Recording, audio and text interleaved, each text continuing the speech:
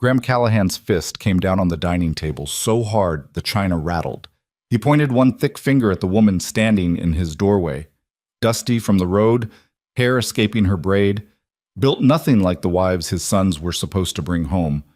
And he said it loud enough for every ranch hand in earshot to hear. "That is not a Callahan wife. That is a mistake my son dragged through the front door." Nobody in the room moved. Nobody corrected him. Evelyn Hartwell stood there and took it. Not because she was weak, because she had been taking it her entire life, and she had learned something the old man hadn't figured out yet. That the people who needed to announce their power this loudly were usually the ones most afraid of losing it. If this story moves something in you, hit that like button and drop your city or country in the comments. I want to see how far this one travels. Subscribe and follow along, because the stories we tell here don't go quiet. The morning Wyatt Callahan rode into Hartwell land, Evelyn was already 3 hours into her day. She had pulled 2 calves before sunup, one of them breech, and her arms were still sore from it. She hadn't eaten yet. Her boots were a wreck. She was crouched beside the fence line on the east pasture, hammering a split post back into the frozen ground, when she heard the horse, a good horse she could tell by the sound, clean gait, well shod, come up the road toward the house. She didn't look up right away. Visitors came for her father or her sister. Nobody came for Evelyn. But she heard her father's voice change. That particular shift he made when Money walked through the gate. The false warmth, the sudden laugh, the way he stood up straighter as though someone had pulled a string through the top of his spine. She set down her hammer and looked. The man on the horse was younger than she expected. Somewhere in his early 30s, broad across the shoulders, with the kind of stillness that didn't come from being calm. It came from being certain. He dismounted like a man who'd done it 10,000 times and handed the reins to nobody because nobody had rushed out to take them. He just looped them over the fence post himself. That told her something. Her father, Clement Hartwell, was shaking the man's hand with both of his, pumping it. That told her something else. She went back to her fence post. 20 minutes later, her younger sister Rosalie appeared at the edge of the pasture in a dress that had no business being worn before noon on a working ranch. Rosalie was 22 and had been raised from birth to be looked at. She knew how to arrange herself. She was doing it now, shoulders back, chin at that particular angle that caught her face in its best light. "Father wants you at the house," Rosalie said. Evelyn looked at her own hands, still dirty. "Tell him I'll come when I'm done." "He said now." Rosalie paused. "There's a man here, a Callahan." Evelyn had heard of the Callahans. Everyone in this part of Montana had. Cattle empire, 3 generations deep, land stretching further than most people could ride in a day. The kind of family that owned things and didn't apologize for it. "What does a Callahan want here?" Evelyn asked. Rosalie smiled, and it wasn't a kind smile. It was the kind you wear when you already know the answer and the answer suits you. "What do you think?" Evelyn drove the last nail into the post, stood up, and knocked the dirt off her knees. She followed her sister back to the house without changing her clothes, without fixing her hair, because it didn't seem to her that she was the point of this visit, and she saw no reason to pretend otherwise.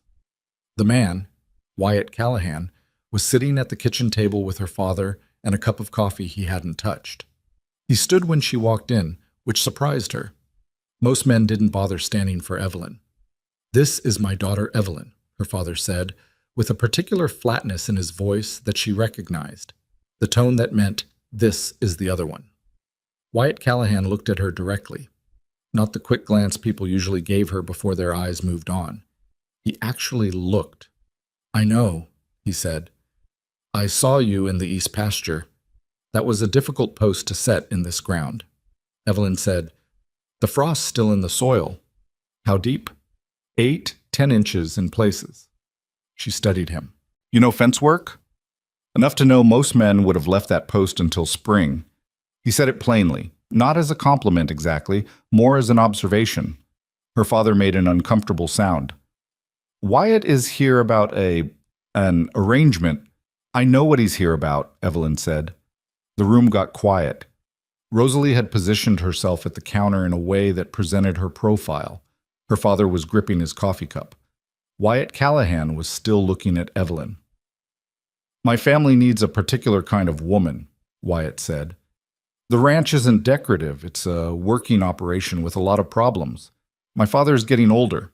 The men respect him, but they're going to need to respect his successor, which means they need to respect who he marries. And you came to the Hartwell Ranch for that? Evelyn said. I came to the Hartwell Ranch because I heard you pulled 2 calves this morning before the sun was up. One of them breech, and that you've been managing the East Quarter on your own for 3 years since your foreman left and your father couldn't replace him. He paused. I did my research. Rosalie's smile had gone somewhere else.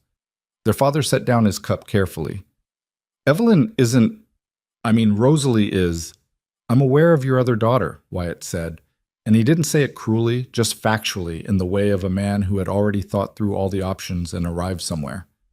I'm asking about Evelyn. The silence in that kitchen was unlike anything Evelyn had experienced in her 30 years of living in it. She had been invisible in that house since she was old enough to understand what invisible meant. She had cooked in that kitchen, repaired everything in it that broke, kept the whole property from falling into the ground, while her father managed appearances and her sister managed admirers. And now a stranger was sitting at the table asking about her. She should have felt pleased. She didn't, quite. She felt suspicious, which was probably more accurate. Why? She said. Wyatt looked at her. Because the Callahan Ranch needs someone who can run it. Not someone who can look good running it. Someone who actually can.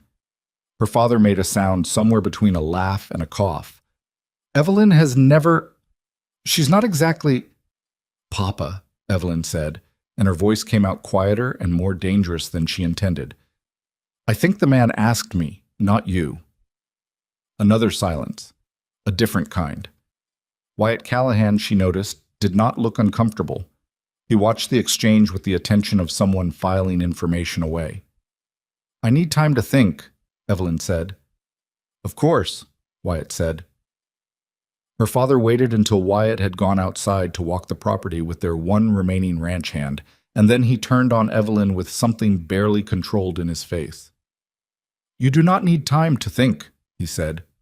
You need to say yes before he changes his mind and comes to his senses. Comes to his senses? She repeated. Don't look at me like that. You know what I mean. A man like Wyatt Callahan doesn't come to a place like this looking for a woman like... He stopped. Like me, Evelyn said. He didn't answer, which was answer enough. She looked at her sister, who had stopped arranging herself against the counter and was now standing with her arms crossed and something tight around her eyes. Not grief, exactly. More like the feeling of a door you expected to walk through closing in front of you. Rose, Evelyn said carefully. Don't, Rosalie said. Just don't make it into something it isn't. I'm not making it into anything. Then say yes and go, Rosalie said. That's what you want, isn't it? To leave. Evelyn thought about that. She had not known, until this morning, that she wanted to leave. She had assumed she would simply stay until the ranch failed completely, or her father died, whichever came first, and then figure out the wreckage afterward. She had not thought much beyond that because thinking beyond it hurt. In a way, she'd found it easier not to examine. But now... She watched Wyatt Callahan come back around the corner of the barn, talking to old Rufus, their last remaining hand, and she saw the way Rufus's posture changed. Not deferential exactly, more like recognition. The kind of recognition men gave other men who knew what they were doing. She thought about pulling that calf in the dark before dawn. She thought about 3 years of carrying a quarter section alone because her father couldn't be bothered. She thought about her mother's voice, which she could barely remember anymore, telling her once that she had her grandmother's hands. Strong hands. Useful hands. She thought about the way Wyatt Callahan had said I know her name before her father had finished saying it. She walked outside. He heard her coming and turned. Yes, she said. Something shifted in his expression. Not surprise. He hadn't seemed like he expected her to say no, but something more like relief, which she also hadn't expected.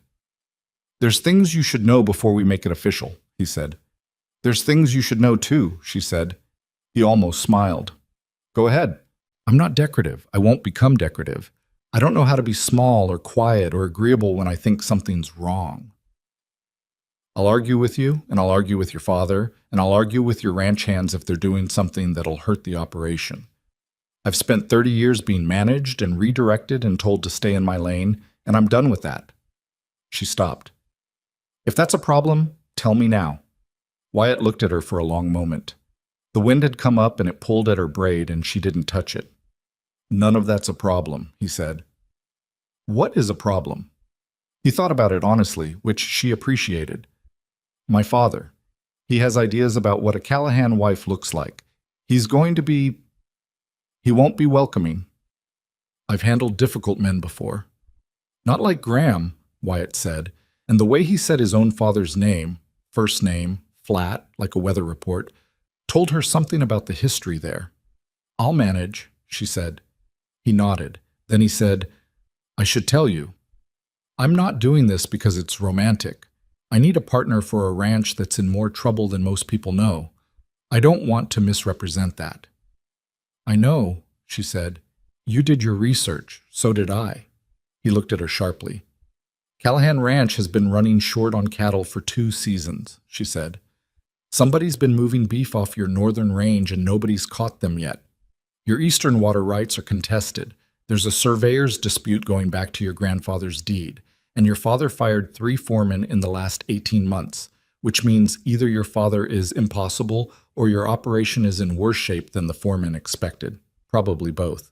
She paused. I asked around. This time he did smile, and it changed his face in a way that was difficult to look at directly. "You asked around. It seemed sensible." He extended his hand. She shook it. His grip was what she expected. Firm, direct, no performance in it. Behind them, through the kitchen window, she could see her father watching. He had the expression of a man watching something happen that he didn't plan and couldn't stop. Something that might turn out to be either very good or very bad, and he couldn't yet tell which. Rosalie had disappeared from the window entirely. That night, Evelyn packed what she owned into 2 bags. It wasn't a long process. She had never accumulated much. A woman who worked as hard as she didn't have time to collect things. But she stood for a while in the room she'd slept in since childhood and looked at the marks on the doorframe where her mother had measured her height each birthday until Evelyn was 12 and her mother was gone. She ran her thumb along the notches, 7 years of marks, then nothing. She did not cry. She was not built for that particular expression of feeling, or if she had been once, it had been worked out of her somewhere around age 14. She just stood there long enough to mark the moment, and then she picked up her bags and went downstairs. Her father was in the parlor. He didn't look up from his paper. "Evelyn," he said. "Papa." "You know," he stopped, started again. "The Callahan boy is taking a risk. I hope you understand that." She waited to see if there was more. "I hope you don't embarrass him," he said. She looked at the back of his newspaper for a moment. At the top of his head, the thin gray hair combed over a spot he'd been trying to hide for a decade. "Goodbye, Papa," she said. She walked out. She found Rosalie on the porch, sitting on the rail the way she'd done since they were girls, her feet dangling. In the dark, she looked young again. She looked like the girl she had been before their mother died, and their father decided one daughter was an asset and the other was overhead. "I'm not sorry," Rosalie said before Evelyn could speak. "I know. You always had something I didn't." She said it like it cost her. "I don't know what it is. I still don't. But you always had it." Evelyn set down her bags. She sat beside her sister on the rail, and for a while they just listened to the dark, the way they used to when they were small. "I'll write," Evelyn said. "You're a terrible writer." "I know." Rosalie made a sound that was almost a laugh. Then she said, "Is he kind?" Evelyn thought about the way Wyatt had looked at her in the kitchen, the directness of it, the way he'd said, "I know," before their father had finished speaking. "I think he might be. I haven't decided yet." "Be careful," Rosalie said. "I'm always careful." "You're never careful." Rosalie's voice went quieter. "That's why you're the one leaving." Wyatt's wagon was at the end of the road, and he was waiting without impatience, which was something she noted. She threw her bags in the back, climbed up to the seat, and didn't look behind her as the Hartwell property disappeared in the dark. She thought about what waited ahead, a ranch she hadn't seen yet, a man she barely knew, and a father-in-law who had already made his opinion of her clear through reputation alone. She thought about all the things that could go wrong, and there were many of them, and they were specific, and she sat with each one for a moment and then let it go. She had survived everything that had come before. She intended to survive whatever came next. The Callahan Ranch appeared out of the pre-dawn dark, like something that had grown from the land rather than been built on it. Massive, sprawling, the kind of place that had absorbed generations of weather and work, and still stood because it had no other option. Evelyn saw it first as shapes, the long silhouette of the main barn against a sky that hadn't decided yet whether it was night or morning. The house itself, 2 stories, stone foundation, a porch that ran the full width of the front, sitting at the center of it all like it was used to being looked at. Wyatt had been quiet for most of the ride, which she didn't mind. She'd spent enough of her life around men who filled silence with noise they didn't mean, and his quiet felt different, purposeful, not uncomfortable. He'd told her 3 things on the road: that breakfast was served at 5:30 in the bunkhouse, and she was welcome to eat there or in the main kitchen, that the housekeeper's name was May, and she'd been with the family for 20 years and was not to be crossed on matters of the kitchen, and that his father knew they were arriving and had chosen to be asleep. That last part he said without expression, which told her everything about it. They pulled up to the house, and a boy of about 15 materialized from the barn to take the horse, sleepy-eyed, moving on muscle memory, barely registering Evelyn before he led the animal away. "Bunk's full," Wyatt said quietly as they went inside. 6 new hands this season. Father hired them for the northern push. Northern push on what? He wants to expand the upper range. Add another 500 head by fall. He set her bags inside the door and looked at her. "I think it's too fast." "What does the grass look like up there?" "Thin. We had a dry summer. I told him. He didn't agree." She nodded. She had questions, several of them, the kind that needed daylight and a map to ask properly. But they could wait. May appeared at the top of the stairs in a housecoat, carrying a lamp, looking like a woman who had learned to wake at the sound of the front door decades ago and had never managed to unlearn it. She was somewhere north of 60, square-built, with gray hair pinned back and the face of someone who had formed opinions about everything and kept most of them to herself. She looked at Evelyn the way a person looks at a new tool they haven't decided is the right one for the job. "You're the Hartwell girl," she said. "Evelyn," Evelyn said. "I know your name." May came down the stairs. "You're smaller than I expected." Wyatt made a sound. "I'm not small," Evelyn said. "Smaller than the stories," May said, which was a different thing, and she picked up one of Evelyn's bags as she passed her, heading down the hall. "Room's ready? Breakfast is at 5:30. Mr. Callahan eats at 6. Those are different meals, and don't let anyone tell you otherwise." Evelyn followed. Wyatt didn't, and she appreciated that too. He didn't hover. The room May led her to was plain and clean and looked out over the east side of the property. Evelyn stood at the window for a moment in the dark, trying to read the land by starlight, picking out the fence lines and the barn configurations and the place where the pasture met what looked like a tree line about a quarter-mile out.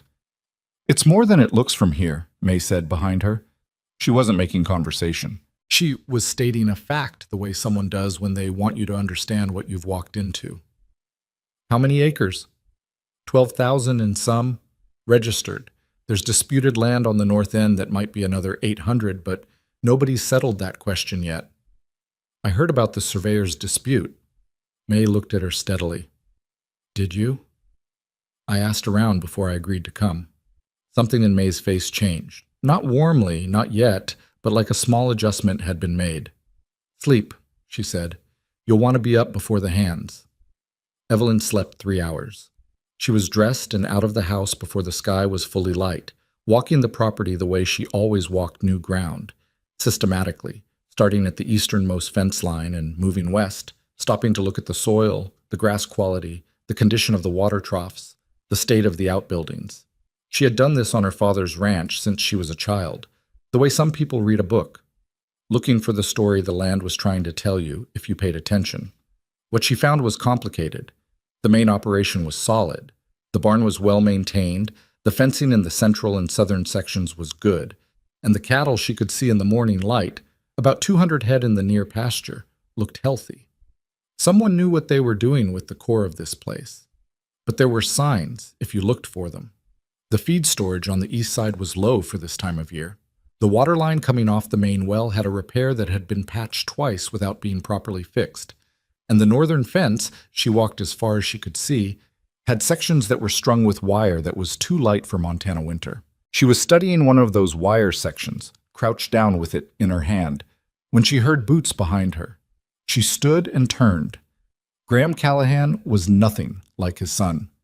Where Wyatt was spare and still, Graham was large in every direction, big through the chest, big in the face, the kind of man who had been powerful once and was now just large, the muscle going to something heavier with age. He had Wyatt's eyes, though, the same directness, but where Wyatt's eyes assessed, Graham's judged. He stopped about 10 feet from her and looked at her the way he might look at a fence post someone had set crooked. "You're up early," he said. "I'm always up early." "The Hartwell girl." "Evelyn," she said, and this time when she said it, it was a correction, not an introduction. He didn't acknowledge it. He looked at the fence wire in her hand. "What are you doing with that?" "It's 16 gauge, she said. "You've got it running a northern line. That won't hold in a hard freeze. Cattle push against it when the temperature drops and they're looking for windbreak. This'll go down first cold snap." Graham looked at her. Then he looked at the wire. "My foreman strung that line." "Your foreman's wrong." The silence that followed had some weight to it. Graham Callahan was not a man people told was wrong. She could see that clearly. He had the particular stillness of someone deciding whether to be angry or to absorb the information, and she watched him make that decision in real time. "My son brought home a fence critic," he said finally. "Your son brought home someone who knows ranching," she said. "That's what he told me you needed." "What my son tells you and what I actually need are two different conversations." He stepped past her, back the way he'd come, and he didn't look at her again, but he said over his shoulder, "Breakfast in 40 minutes. Don't be late. I don't eat with people who can't keep a schedule." She watched him go. Then she crouched back down and looked at the wire again, turning it over in her hands. 16 gauge. She was right. She was also right that pointing it out on the first morning was a choice that would cost her something, and she'd made it anyway, and she didn't fully know yet whether that was courage or just stubbornness, and she was honest enough with herself to admit she couldn't always tell the difference. Breakfast was in the main kitchen, her and Graham, and an empty chair where Wyatt hadn't yet appeared. May served eggs and salt pork and coffee that was strong enough to be considered aggressive, and Graham ate without speaking for the first several minutes. Evelyn ate too. She was hungry. Then Graham said without looking up, "How long did it take you to drive the Hartwell East Quarter into the ground?" She set down her fork. "Excuse me?" "I know the Hartwell operation. I know what it was 15 years ago and what it is now, a quarter section managed by the daughter because the father couldn't keep a foreman." He looked at her. "I'm asking whether the damage there was yours or his." It was a precise kind of cruelty, she thought, the kind that dressed itself as a reasonable question. "The East Quarter is in better shape than any other part of that property," she said, keeping her voice level. "If you've got contacts in that county who've told you otherwise, they're either lying or they haven't been on the ground in 3 years. "I have contacts everywhere," Graham said. "Then you've also got contacts who can confirm what I said." She picked her fork back up. "The north fence needs heavier wire. Your east water line has a joint that's been patched twice and needs to be relayed. Your feed reserves are low for this time of year. I'd want to know what your plan is before winter, because if you're running 600 head through a dry season and you've already moved some of those reserves, you're going to be short by February." She looked at him directly. "I can start on the water line today if you tell me where your pipe supply is." Graham stared at her. Wyatt came through the kitchen door at that moment, slightly windburned, like he'd been outside since before she was, and looked at the two of them at the table and read the room in about 2 seconds flat. "Morning," he said carefully. "Your wife wants to relay the east water line," Graham said. "She mentioned the joint was a problem," Wyatt said, pouring coffee. "She mentioned it to you already?" "She mentioned it to herself while she was walking the property at 4 in the morning. I happened to be awake." He sat down. "She's right about the joint." Graham looked at his son, then back at Evelyn. Something shifted in his face, not softening exactly, more like a man recalibrating a calculation he thought he'd already finished. "The pipe supply is in the equipment shed behind the north barn," he said. "Don't pull from the stack on the left side. That's been set aside." She nodded. "What's it been set aside for?" "That's my business." She filed that away and said nothing. The first week was a war fought in small actions. She started on the water line the morning after Graham showed her where the supplies were, and she did it without asking for help, which meant that by midday, 2 of the ranch hands had drifted over and started helping without being asked themselves. Because there is something about a person who simply begins working without ceremony that draws other working people in like gravity. Their names were Pete Donahue and Caleb Marsh. Pete was in his 40s, weathered and quiet, with the hands of someone who'd been doing hard labor since childhood. Caleb was younger, maybe 25, with a fast mouth and a faster mind, and he watched Evelyn work with something between skepticism and curiosity for the first hour before he said, "You done this before? Pipe work? Any of it? Ranch work?" "My whole life," she said. "You don't seem like, He stopped. "Finish it," she said without heat. He looked uncomfortable. "You don't seem like what Mr. Callahan Sr. said." She kept working. "What did he say?" Caleb glanced at Pete, who gave him nothing. "He said Wyatt made a foolish choice for sentimental reasons, and we were all going to have to carry the weight of it." She fitted the joint, checked the seal, moved to the next section. "What do you think?" Caleb watched her for a moment. "I think that joint's been leaking since April, and 3 different people said they'd fixed it, and none of them did." "I'll have it done today." He picked up the next section of pipe. That was his answer. By the end of the first week, she had relayed 40 feet of water line, convinced the feed supplier in town to advance them a partial delivery against credit. She'd quietly negotiated by pointing out that the Callahan account had been reliable for 20 years, and the current shortfall was a matter of timing, not solvency. And she'd walked the northern range with Wyatt on a Thursday afternoon and told him exactly what she saw. "He wants to push 500 head up here by fall," Wyatt said, standing at the edge of the upper pasture, looking at grass that was coming in sparse and dry. "He can't," she said. "I know." "Has he listened when you've told him?" Wyatt was quiet for a moment. "My father doesn't hear things that contradict what he's already decided." He said it without bitterness, but without illusion either, like a man who had spent a long time making peace with a fact that didn't get easier with familiarity. "Then someone else has to tell him," she said. "Who?" She looked out at the dry grass. "Not yet. Not until I have something better to offer him than no." He looked at her sideways. "You're not what I expected either." "What did you expect?" "I expected someone capable. I didn't expect someone who plans 3 steps ahead before they move one." "It's the same thing," she said. The hands started changing their behavior around the second week, which was earlier than she'd expected and later than she'd hoped. It started with Pete and Caleb, who had seen the water line work and had begun to bring her things. Small problems they'd usually sat on because taking it to Graham meant a lecture, and taking it to Wyatt meant he'd go to Graham, and neither outcome was efficient. They came to Evelyn because she fixed things without making the fixing into a statement about everyone who hadn't fixed them sooner. Then it spread. A hand named Darnell asked her opinion on a horse with a bad hoof, and she gave it straight, and it was right. A younger man named Tychos came to her about a dispute with another hand over the bunkhouse rotation, and she sorted it in 10 minutes by pointing out that the rotation schedule was built around a 6-man crew, and there were now 9 men, and the math simply didn't work, and nobody had bothered to update it. Small things. The size of things that don't seem important and then turn out to be the whole foundation. Graham watched it happen and said nothing, which was its own kind of speech. Then the storm came.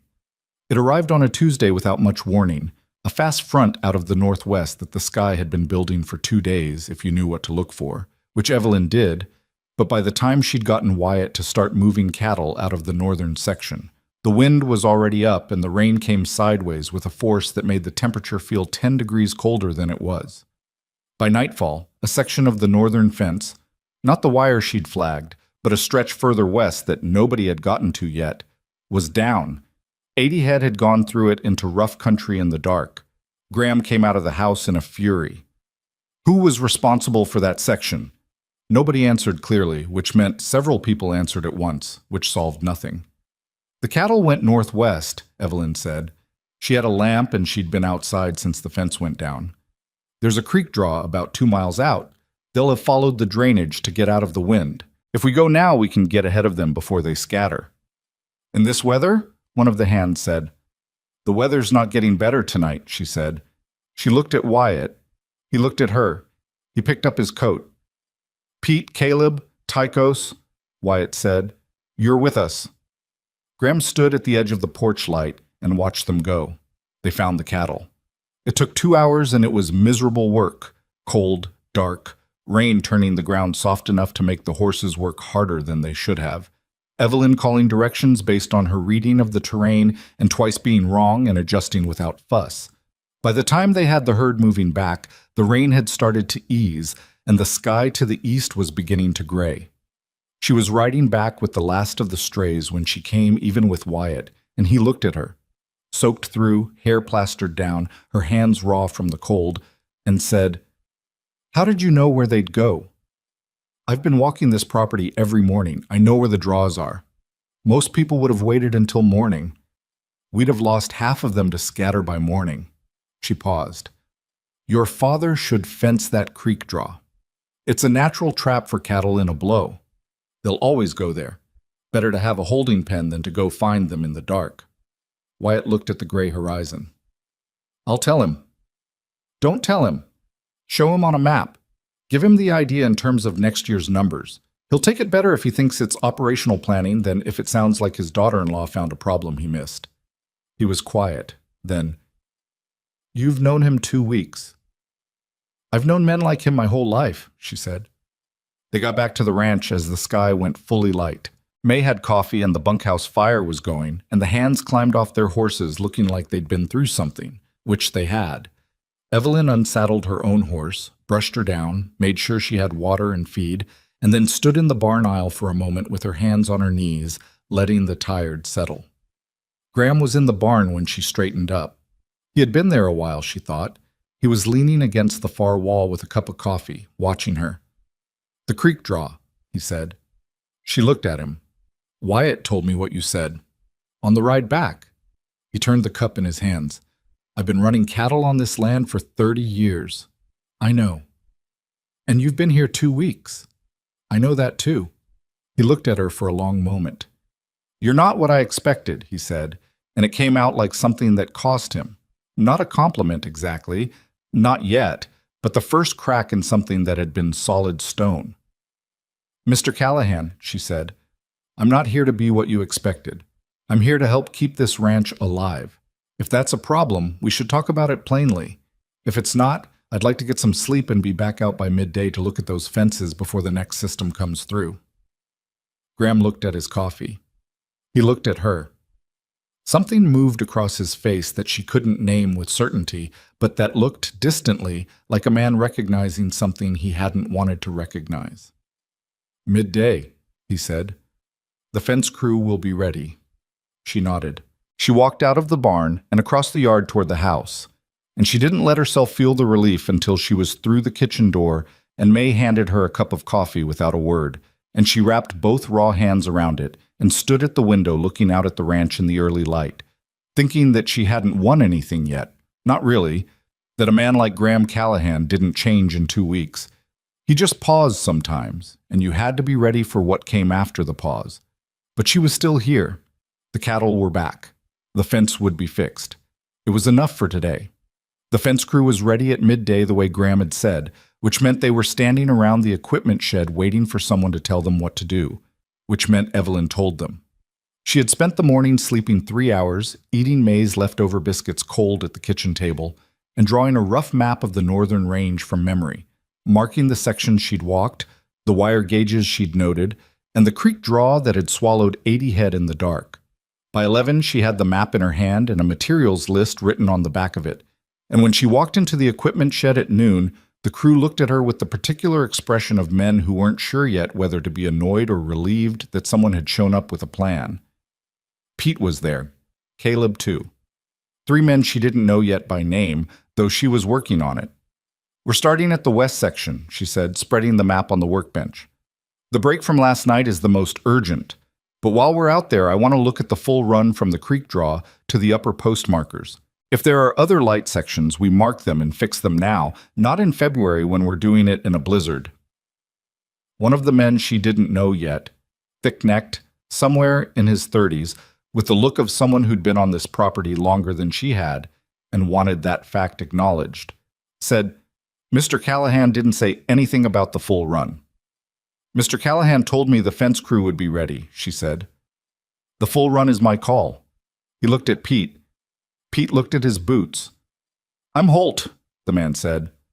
Not an introduction exactly, more like a statement of position. Evelyn, she said, let's go. Holt didn't like it.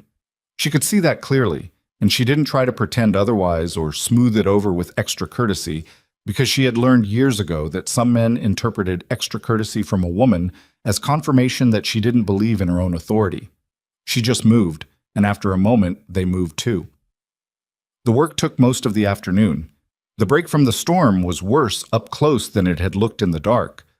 A full 30-foot section down, posts snapped at the base rather than pulled loose, which told her the ground had been soft before the storm even started. She added that to her mental list of things to watch. Drainage on the west side was poor, water sitting in the soil instead of running off, which would cause this problem again every wet season until someone addressed the grade. She fixed the break first, then walked the full run with Caleb while the others restrung the damaged section. Caleb had a good eye. He'd been doing fence work since he was a boy, he told her, following his father around properties in Wyoming before coming north. Your father a rancher? She asked. Hired man, Caleb said. Same as me. He said it without apology, just fact. Different from you. How's that? You grew up on property that had your name on it. He checked a post, found it solid, moved to the next. Changes how you see things. She thought about that honestly. My father's name was on it, not mine. I worked it the same as any hired hand and got less than most of them. Caleb glanced at her. That why you left? I left because Wyatt asked me to come here. She paused. That's not the whole answer, but it's the part that matters now. He seemed to accept that. They walked another 100 feet in a working silence before he said, Holt's going to be a problem. I know. He's been here 11 years, longer than any hand except Pete. He thought when old Briggs retired he'd move up to foreman. What happened? Mr. Callahan didn't give it to him.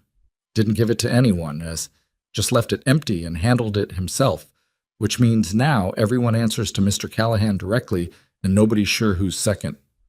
Caleb stopped at a post that had some lean to it and put his weight against it. This one's going. She looked at it. Pull it and reset it. Today? While we're here. He flagged it and moved on. My point is, Holt's been waiting for something to change. You showing up and telling the crew what to do on your second week isn't the change he was waiting for. I understand that, she said. It doesn't change what needs doing. No, Caleb agreed. I guess it doesn't. They found 4 more sections that needed attention before the next hard weather. She marked them all, recorded the materials needed, and had the list in Graham's hands before supper. He read it without speaking, and she stood and let him read without rushing him, and when he looked up, he said, This is 3 days of work. 2 if the weather holds and the crew starts early. Holt says you took over the job without authorization. She had expected this, more or less. I did what you told me to do, which was have the fence crew ready. The scope of the work was my judgment. If you want me to ask permission before I use my judgment, tell me that now, and I'll do it differently. But I'd ask you to consider whether that's actually what you want. Graham set the list down. He had his hands flat on his desk, and he was looking at her with that measuring expression she was getting familiar with. Not hostile now, not quite. Something harder to name. Holt's been on this property 11 years, he said. I know, Caleb told me. And you rode over him on your second week. I organized a fence crew to repair storm damage on your property, she said. Holt was in the crew. He did good work. I didn't ride over anyone. I just didn't stop and wait for someone to tell me it was all right to start. She looked at him. Is that a problem? The silence stretched. Graham picked up the list again, looked at it, set it down. 3 days of materials, he said. I'll have Darnell pull them from the supply shed. That was his answer, and she took it as such. The trouble started arriving from outside the ranch on a Thursday, which was about 3 weeks after Evelyn had walked through the front gate. It arrived quietly, the way serious trouble tends to.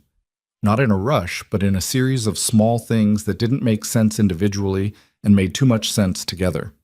The first was a water access dispute. A rancher named Teague Harmon, who ran a medium-sized operation about 4 miles north, sent a handover with a written notice claiming the Callahan fence line on the northeast corner encroached on a water access easement his family had held for 30 years. Wyatt read the notice at the breakfast table and passed it to Evelyn without comment. She read it twice. Do you have the original deed and the survey documents for the northeast corner? Somewhere in my father's study. I need to see them. Graham's study was a room that didn't invite visitors, stacked with 30 years of paper, organized in a system that made sense to Graham and possibly to no one else on Earth. Evelyn spent most of a morning in it, while Graham sat at his desk doing his own work and watched her go through the filing cabinet in the corner with an expression that started as suspicion and slowly became something more like reluctant curiosity. Third drawer, he said eventually, when she'd been through the first two without finding what she needed. Behind the land tax files.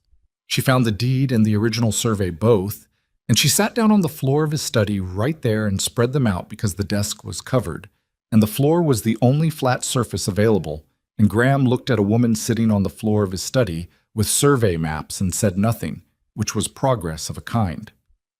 The survey was the problem, and she saw it quickly.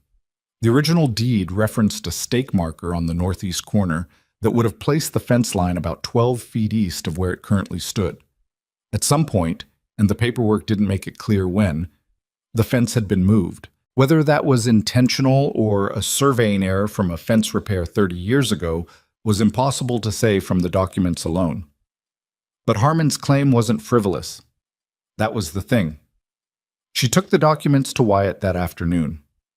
Harmon might be right, she said. Wyatt stared at her. What? I can't say for certain without a physical survey, but if the original stake markers are still in the ground, I think the fence got moved east at some point, and it's sitting on about 12 feet that the easement document says should be accessible to the Harmon property for water access. She set the deed down on the table between them. I think someone, not necessarily intentionally, got this wrong a long time ago, and Harmon's finally pushing on it. Or Harmon's making a play for our land. It's possible. But if he's right and we fight him on it, we lose in court, and we lose a neighbor we're going to need to get along with for the next 30 years. She looked at him. I want to go talk to him. Wyatt stared at her. You want to go talk to the man who just sent us a legal notice? I want to go look at the original stake markers with him before anyone lawyers up. If I'm wrong, we know. If I'm right, we can settle it like adults instead of spending money on a lawsuit. She paused. Your father can't know I'm going. Wyatt was quiet for a long moment. Why not? Because Graham's first response to any threat is to push back hard. He'll send a lawyer before I've had a chance to look at the stakes. She met his eyes. I'm asking you to trust me for 2 days. Wyatt looked at the deed. He looked at her. 2 days, he said. She rode to the Harmon property the next morning alone, which was either brave or reckless, and she wasn't sure which. But she'd decided the night before that showing up with Wyatt would look like a confrontation, and she needed it to look like a conversation. Teague Harmon turned out to be a man in his 50s, lean, careful, with sun-damaged skin and the kind of eyes that spent a lot of time squinting at distances. He came to his porch when he heard her horse and looked at her without recognition for a moment. I'm Evelyn Callahan, she said, which was the first time she'd used that name out loud, and it felt strange in her mouth, not wrong, just new. I'd like to look at the northeast corner stake with you, if you're willing. Harmon was quiet for a moment. Then he said, You're the one Wyatt Callahan married. Yes, I heard about you. He studied her. I expected someone different. People usually do, she said. He took her to the corner stake himself. It was still there, old iron, driven deep, half buried in 30 years of soil accumulation, but there. She measured from it with the chain measure she'd borrowed from the equipment shed, and Harmon watched her do it without speaking. The fence was 11.5 feet east of where it should have been. "I'm not saying it was intentional," she said, when she stood up with the numbers. "I know it wasn't," Harmon said. "I know when it happened. My father watched them repair that fence line after the 1887 flood. The crew got the reference point wrong. But the easement is the easement, and I've got cattle that need to water, and your fence is between them and the creek." "I know," she said. "I want to propose something." He looked at her. "We move the fence to the right location. That's not negotiable. If it's wrong and it needs to be corrected. But while we're at it, I want to talk about the surveyor's dispute on our north end, because you share a boundary up there, and the way that dispute gets resolved will affect both our operations." She looked at him directly. "I'd rather sit at a table with you than stand in a courtroom. I think you probably would too." Harmon was quiet for long enough that she thought he was going to say no. Then he said, "My wife has coffee on." They spent 2 hours at Harmon's kitchen table. His wife Ruth served coffee and left them to it, though Evelyn noticed she stayed within earshot, which she respected. Harmon was reasonable once he understood that she was there to fix the problem rather than defend against it. He'd expected a fight. She could see it in how he'd prepared himself, and her willingness to simply agree he was right had knocked him slightly off balance in a way that opened the conversation rather than closing it. By the time she rode back to the Callahan Ranch, she had a handshake agreement on the fence relocation and a commitment from Harmon to provide a statement supporting the Callahan position on the North End surveyor's dispute, in exchange for the Callahans acknowledging the water access easement in writing. She told Wyatt that evening. He sat with it for a moment. "My father," he said. "I'll tell him," she said. "Tonight. He's going to—" "I know." She stood up. "Better now than after he hears it from someone else." Graham's response to the conversation was almost exactly what she'd anticipated, which was to say that it started badly and got more complicated before it got better. He pushed back from his desk when she laid it out, and his face went through several things in quick succession: anger, disbelief, and then something colder. "You made an agreement on behalf of this ranch without my knowledge or consent," he said. "I made a handshake agreement that prevents a lawsuit and secures a statement we need for the northern dispute," she said. "The formal documents still need your signature. I didn't commit you to anything you can't review and approve." "You went behind my back." "I went to our neighbor to look at a fence stake before lawyers got involved." She held his gaze. "If I'd come to you first, what would you have done?" The silence was its own answer. Graham knew it was. His jaw tightened. "Harmon would have handed that to his lawyer by now if I hadn't gone," she said, keeping her voice steady.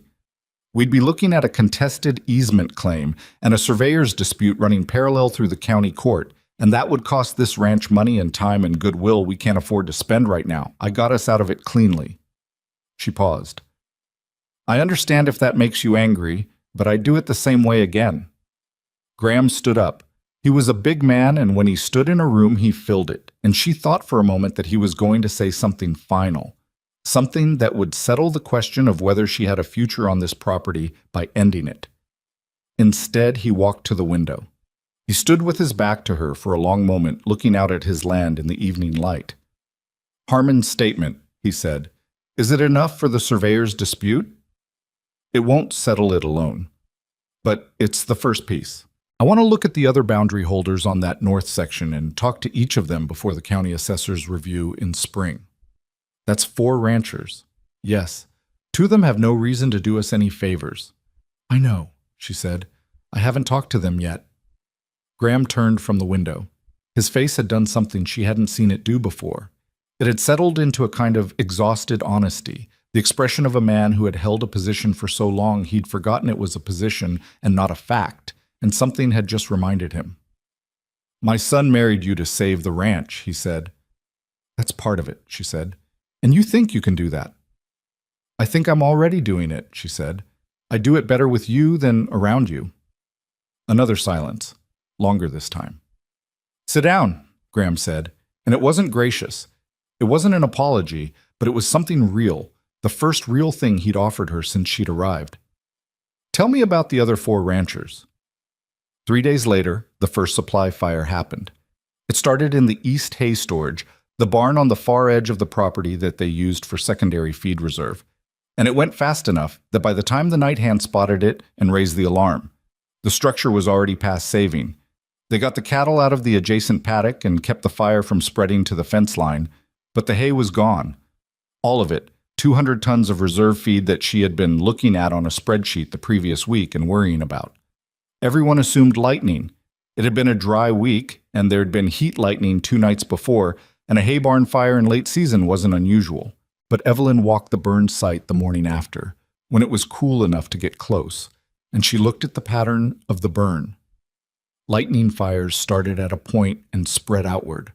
The burn pattern on the east barn showed 3 separate origin points across the width of the floor. She stood in the ash and looked at it for a long time. Then she walked to the equipment shed and found Wyatt. It wasn't lightning, she said. He went still. What? 3 start points. The fire was set. She held his eyes. Someone came onto this property at night and burned our feed reserve. Wyatt's face changed in a way she'd seen only once before. The night of the cattle stampede, when he went from ordinary alert to some other state entirely, focused and cold and very controlled. Are you certain? He said. Look at the floor pattern yourself, she said. I'm certain. Who? I don't know yet. She paused. But the Harmon Agreement, the North Boundary Question, the feed reserve, these things aren't separate problems. Something is pushing at this ranch from outside, and I don't think it's random. Wyatt was quiet. He was thinking, she could see it, working through what she'd said. My father, he said. Not yet, she said. Not until I know more. Because when we tell Graham someone deliberately burned his property, he's going to want to respond immediately, and if we respond before we know who and why, we might respond wrong. She looked at him. Give me a week. A week to do what? To find out who benefits if this ranch fails, she said. She started that afternoon. It wasn't dramatic work. It was the kind of work nobody saw, the kind that happened in conversation with supply merchants, and in the county records office, and in quiet exchanges with ranch hands from neighboring properties she met at the feed store in town. She asked small questions. She listened more than she talked. She paid attention to what people almost said and then stepped back from. What she found, over the course of 4 days, was a name. Garrett Aldis. He wasn't a rancher. He was a land broker out of a town called Millhaven, 3 hours south, with connections to a consolidation company that had been quietly buying up failed ranch properties in the county for the past 2 years. He'd made offers on 2 neighboring operations, both of which had recently experienced what their owners described as an unusual run of bad luck. One had lost a significant portion of their herd to an illness that a veterinarian later couldn't fully explain. One had faced a sudden legal challenge on their water rights that had cost them most of a season's revenue before it was dismissed. She found his name in conversation with a merchant named Clara Weiss, who ran the dry goods store in town, and who, it turned out, had more knowledge of county business than most people gave her credit for, because people talked in front of her the way they talked in front of furniture. Aldis came through here about 3 months ago, Clara said, weighing out a pound of coffee like she was talking about the weather. Asked me what I thought the Callahan operation was worth, said he was doing a market survey. Evelyn went still. What did you tell him? I told him the Callahan ranch wasn't for sale. Clara wrapped the coffee. He said everything was for sale eventually. Then he smiled like a man who already knew the price. She took what she had to Wyatt that night, and then they took it to Graham together because the time for keeping Graham out of it was over. Graham listened to all of it without interrupting, which was something she hadn't seen him do before. He sat behind his desk with his hands folded and his face closed, and he listened to the whole thing. The fire pattern, the Aldis connection, the neighboring ranches, Clara Weiss's account. And when Evelyn finished, he didn't speak for a long time. I know the name Aldis, he said finally. Evelyn and Wyatt exchanged a look. He approached me, Graham said. 8 months ago. Sent a letter. I threw it away. He paused. I didn't tell anyone because I didn't take it seriously. He's serious, Evelyn said. I can see that now. Graham's voice had gone somewhere flat and very controlled, and she recognized it because she'd heard something like it in her own voice when she was angry enough that the anger stopped being hot and became something colder. What do you want to do? I want to document everything, she said.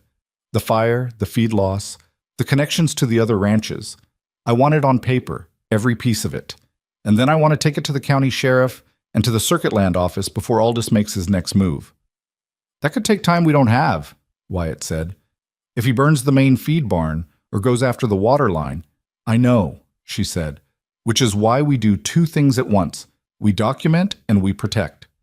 She looked at Graham. I need you to make a call to the Harmon property and to the Briggs operation on the south boundary. Tell them what we've found. If Aldous is working the whole county, they need to know. And if they'll stand with us, his position gets weaker. Graham looked at her. You want me to call my neighbors and tell them I've been targeted?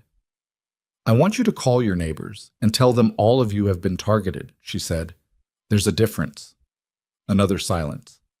Graham looked at his desk, at his hands on it, at the land outside his window going dark in the evening. Harmon won't refuse, he said slowly, not after what you worked out with him. He paused on that, the way a man pauses on a thing he hadn't expected to be grateful for. Briggs, I'm less sure about. Let me talk to Briggs, Evelyn said. You just got here. I know, she said, but you've got 30 years of history with him that includes some things that weren't easy, and I don't have any history with him at all. Sometimes that's the better position. She held his gaze. Let me try. Graham looked at her for a long moment. In the lamplight, his face looked older than it did in daylight, not weaker, but more honestly built, the lines and weight of it showing more clearly. You know, he said, and his voice had something different in it, rough in a way that wasn't anger. When Wyatt told me what he was doing, I thought he'd lost his mind. I thought he'd confused gratitude for good judgment and brought home someone who'd be a drain on this operation inside of 6 months. He stopped. He looked at the surface of his desk like there was something written on it. I've been wrong about a lot of things in my life. Usually, I know it after enough time passes. He looked up. I don't like knowing it this soon. It wasn't an apology. It wasn't a declaration of anything. It was a man saying something true that he hadn't planned to say, and Evelyn heard it for exactly what it was. We can figure out what you owe me later, she said. Right now, we need to save your ranch. Graham almost smiled. It didn't quite make it to his face, but it was close. Get some sleep, he said. You're talking to Briggs at first light. She stood and walked to the door. She had her hand on the frame when Graham said, Evelyn. She turned. He didn't say anything for a moment. He just looked at her with that expression she still didn't fully have a name for. Don't let Aldous scare you off, he said. I'm not saying it won't get harder. I'm saying don't let it scare you off. Mr. Callahan, she said, I grew up on a ranch where my own father treated me like an inconvenience. I've been doing the work and taking none of the credit since I was 14 years old. She looked at him steadily. Garrett Aldous is going to have to do considerably better than a hay barn to scare me off anything. She left him with that, and she walked back to the room that was becoming, slowly and imperfectly, something that felt like hers, and she lay down in the dark and did not sleep for a long time, turning over the pieces of what she knew, looking for the edges she hadn't found yet, thinking about a man named Aldous who smiled at a dry goods merchant like he already knew the price of things that weren't his to price. She thought, not yet, he doesn't. Ed Briggs was not a man who answered his door at first light for anyone, and he made that plain by the amount of time it took him to get to it after Evelyn knocked. She stood on his porch in the cold and waited without knocking a second time, because knocking twice on a man's door when he was already coming said more about your impatience than your purpose, and she needed Briggs to see her as patient. He opened the door in his long underwear with a coat thrown over it, squinting at her with the particular hostility of someone who had been expecting trouble and had now found it on his front step before breakfast. You're the Callahan woman, he said. Evelyn, she said, I'm sorry for the hour. I need about 20 minutes of your time, and then I'll leave you to your morning. Graham send you? Graham knows I'm here. He didn't send me. She held his gaze. There's a difference, but I understand if you don't see it yet. Briggs looked at her for a long moment, then looked past her at the empty yard and the pale sky, and whatever he was reading in the early morning that told him whether the day was going to be a certain kind or another. Then he stepped back from the door. The inside of the Briggs house was a bachelor's place in the most complete sense. Not dirty exactly, but organized around function so thoroughly that comfort had been crowded out entirely. A good stove, a good work table, a pair of boots by the door that had been resoled twice. Briggs was a widower, she'd heard. A long-time widower, by the look of it. He poured 2 cups of coffee without asking if she wanted any, set one in front of her, and sat down across the table. 20 minutes, he said. She laid it out plainly, the way she'd laid it out for Graham the night before. Aldous, the fire, the neighboring ranches, the pattern. She put Clara Weiss's account on the table in plain language. And she told him what she knew about the Harmon situation and how it had been resolved, because she wanted him to understand that she wasn't coming to him with problems only, she was coming with a record of problems addressed. Briggs listened with his hands around his cup. He had the face of a man who'd been weathered into something honest. Not kind exactly, but straight. The kind of straight that came from living alone long enough that there was no point in pretending. When she finished, he said, "How much did you lose in the fire?"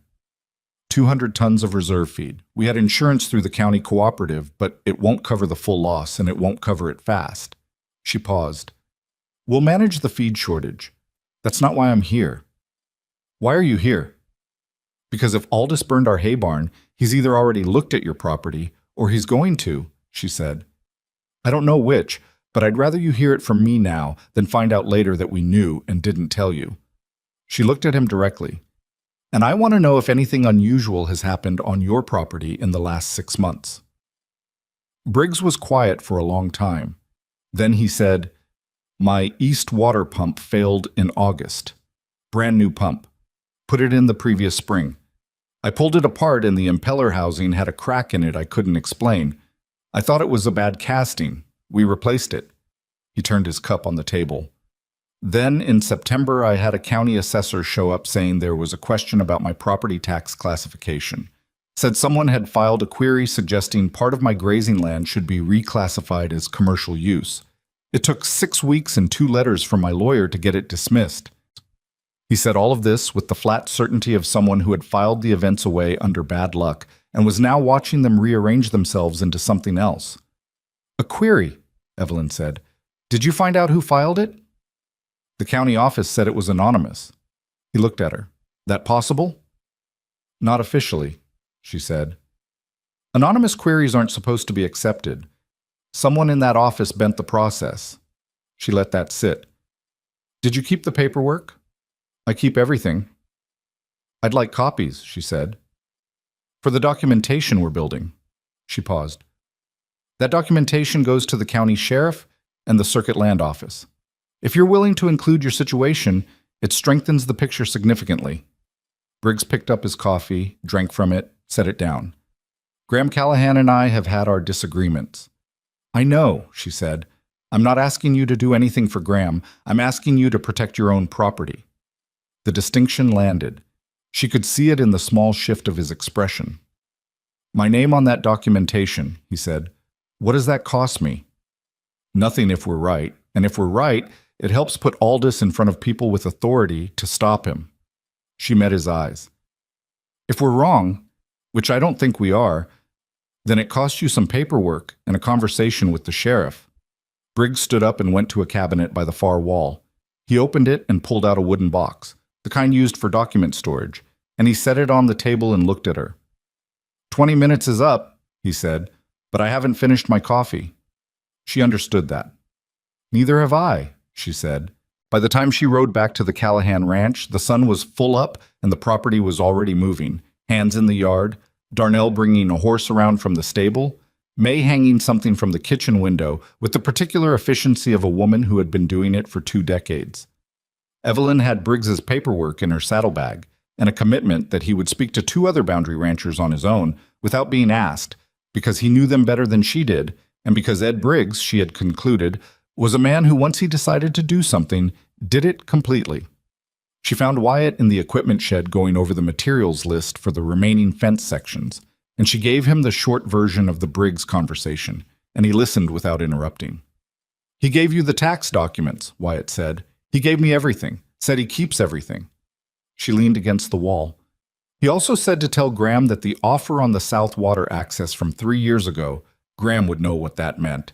The answer is still no, but he's willing to sit down and talk about it properly." Wyatt looked at her. "Those two haven't sat down together in 3 years." "I know. Briggs told me." She paused. "I didn't ask him to offer that. He offered it himself." Wyatt was quiet for a moment in the way he went quiet when he was recalculating something. "What did you say to him?" "I told him the truth," she said. "That's generally what I say to people." He looked at her with that expression she'd seen a few times now, the one she still wasn't entirely comfortable with because it was too open, too direct.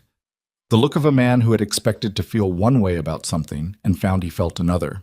"I need to go into town," she said, before he could say whatever he was considering saying. "I want to see Clara Weiss again, and I want to find out who Aldous is using in the county assessor's office." "You think she knows?"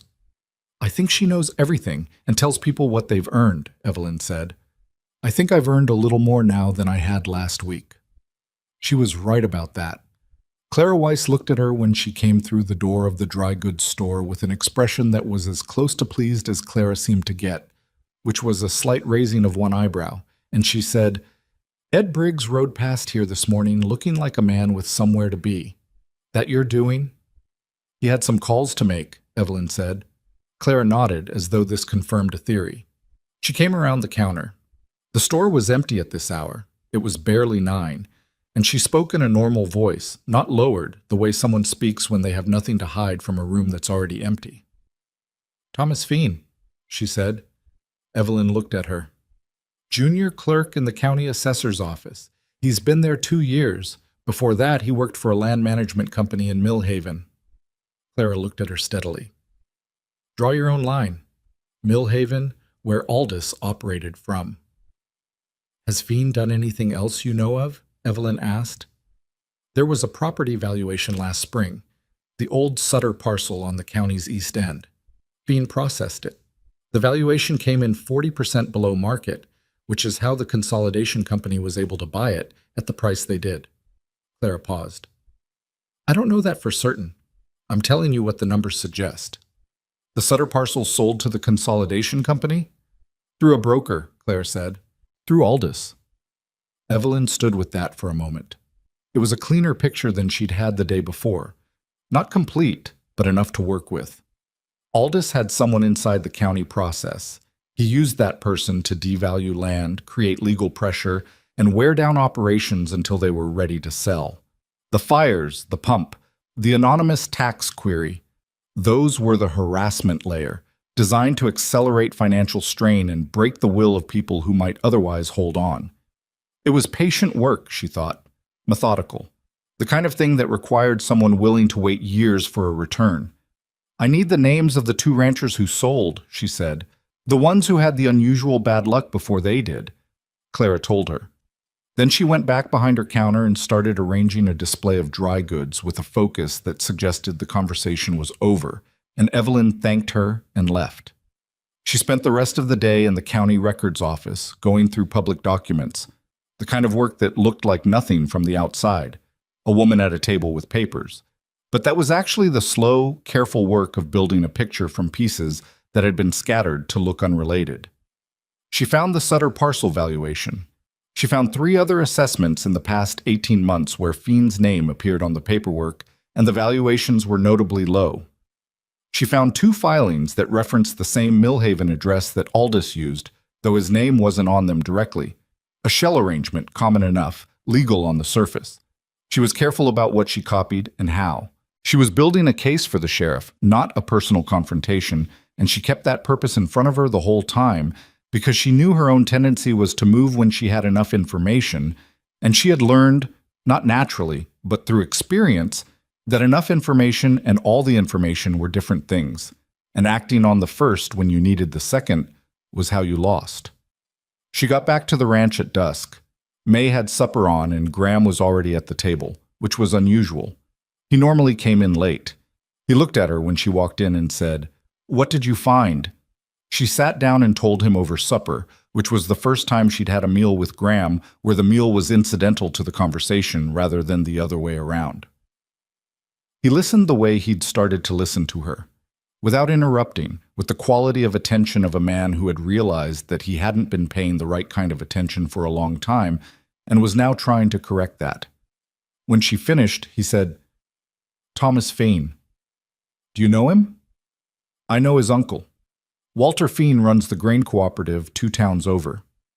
Graham set down his fork. "I've done business with Walter for 15 years. Evelyn looked at him carefully. "Does that change how we proceed?"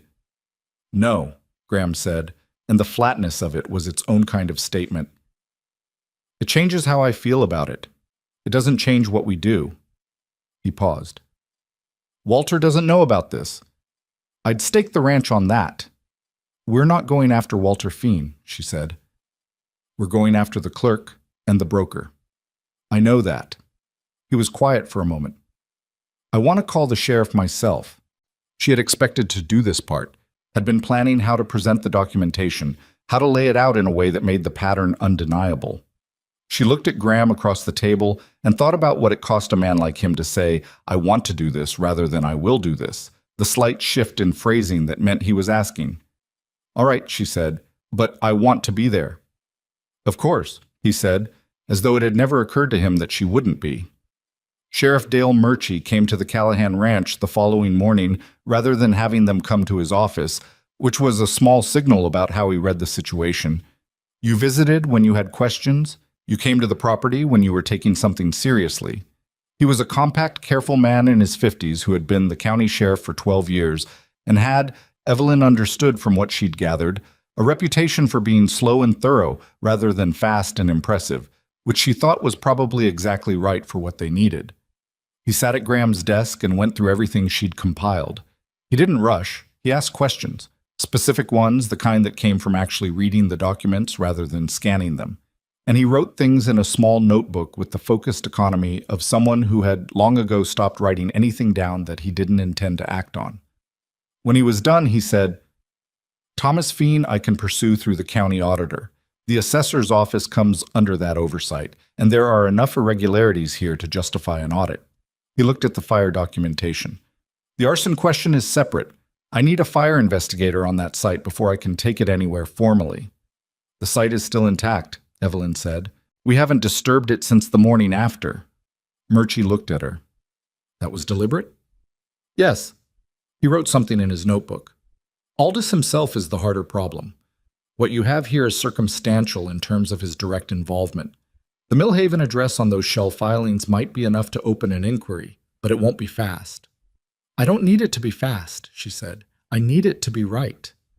Murchie looked at her the way Briggs had looked at her, that recalibration that happened when people encountered her and found something different from what they'd set themselves to expect. "You're not from the area," he said. "No." "You've been here about a month." 5 weeks, she said. He nodded slowly. "All right," he said. "I'll have an investigator at the fire site by end of week. The county auditor will hear from me today." He closed his notebook. "Don't approach Aldous directly. If he knows someone's building a case, he'll clean up what he can and delay everything." "Understood," she said. Graham walked Murchie out, and Evelyn sat in the study alone for a moment with the quiet that came after a period of sustained movement. Not peace exactly, but the particular stillness of a thing that had been set in motion and now had to be waited on. The waiting was the hardest part for her. She was built for action, and she knew it, and she had to keep deliberately reminding herself that the next move wasn't hers to make. What she could make a move on was the ranch itself. In the weeks that followed, while Murchie's investigation moved at its own pace and Fane apparently continued his work in the assessor's office, unaware that anyone was watching, Evelyn turned most of her attention back to the operational problems that had been there before Aldous, that would still be there after him, that were in some ways more important because they were permanent rather than imposed. The Northern Range. Graham's plan to push 500 head into grass that couldn't support it. She brought it to him on a Sunday, which she'd noticed was the day he was most settled. He rode fence on Sunday mornings as a habit going back decades, she'd learned from May. A ritual from when his wife was alive and Sundays meant something different, and he came in from those rides quieter and more honestly himself than on other days. She waited until he'd eaten and had his coffee, and then she put a map on the table and said, "I need to talk to you about the northern push." Graham looked at the map. His face did the thing it sometimes did now, a kind of preparatory tension, like a man bracing for an argument he suspected he might lose. "The grass is thin," she said. "We've got another dry season behind us, and the recovery rate on that range is slow. I've been walking it every week, and I can show you exactly where the carrying capacity breaks down." She pointed to two sections on the map. "These areas here, on current growth, will support maybe 300 head through winter at full feed supplement. 500 will eat it down to nothing by February, and we'll have a degraded range that'll take 2 seasons to recover." She looked at him. "If we're right, and Aldous is trying to wear this operation down financially, then losing that range would do more damage than a dozen hay barn fires." Graham was looking at the map. Not at her. At the map. 300, he said. 300 comfortably. 350 if we rotate them through the lower sections more aggressively than we've been doing. He was quiet. She waited. "I ordered 200 additional head at the Millhaven auction 3 weeks ago," he said. "They're being delivered in 10 days. She absorbed that. "Cancel what you can." "I can cancel half. The rest is contracted." "Then we need to look at where we're putting the contracted animals. If the northern range is out, we expand the lower rotation." She looked at the map again. "There's a section on the Harmon boundary, the easement land we'll be acknowledging, that Harmon said he's not using this season. I think if we approach him about a grazing share arrangement, he might be open to it." Graham looked at her. "You want to ask Harmon if we can graze our cattle on his land?" "I want to offer him a percentage of the proceeds from those animals in exchange for seasonal grazing rights," she said. "It's not charity, it's a business arrangement. He gets income from land he isn't using. We get through the season without destroying our northern range." She paused. "And it's the kind of arrangement that becomes a foundation for a longer relationship." Graham sat back in his chair. He looked at the map for a long time. "My father ran 500 head in that northern range in 1869, he said finally. "What was the rainfall that year?" A pause. "More than we've had." "That's the only number that matters," she said gently. He looked at her with an expression she was learning to recognize. Not quite the thing she would have called respect, but in the vicinity of it, close enough to see from where she stood.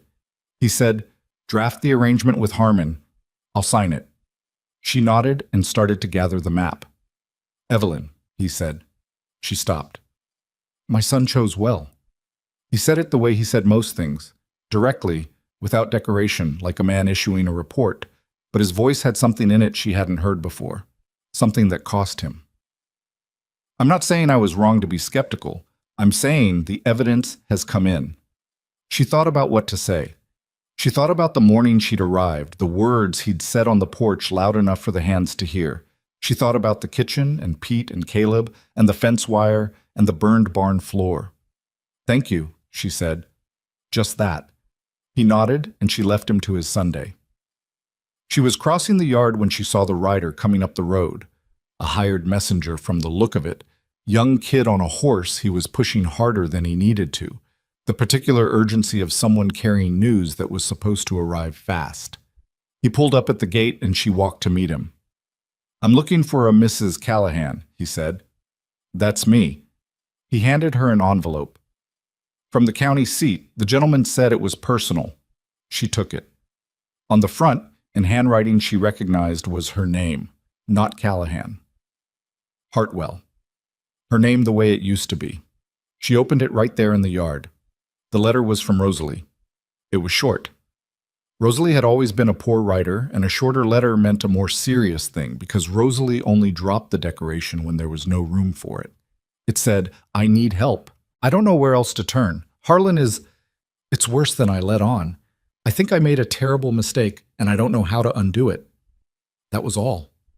Evelyn stood in the cold yard with the letter in her hand and thought about her sister's face in the dark on that porch the night she'd left.